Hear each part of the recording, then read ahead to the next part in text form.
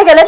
উসমান হাদি যতদিন সুস্থ হবে না, এই ঢাকা 8-এর আসনে আসার কারণে এবং তার যে বয়ানগুলো ছিল, তার যে কথাগুলো ছিল, সেগুলোর কারণে আজকে তার এই অবস্থা।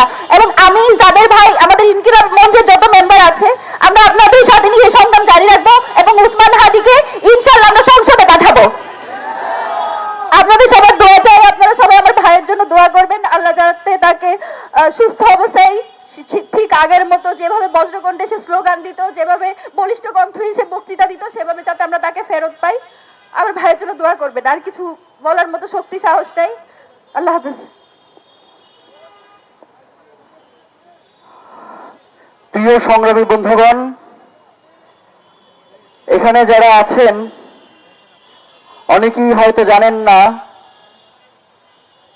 যে শাপলা চত্বরের সেই বিভীষিকাময় রাতে ওসমান হাদি নিজেও আহত হয়েছিলেন এবং ওসমান হাদি পুরোটা সময় হেফাজতের এই আন্দোলনে নিজেকে সামিল রেখেছিলেন।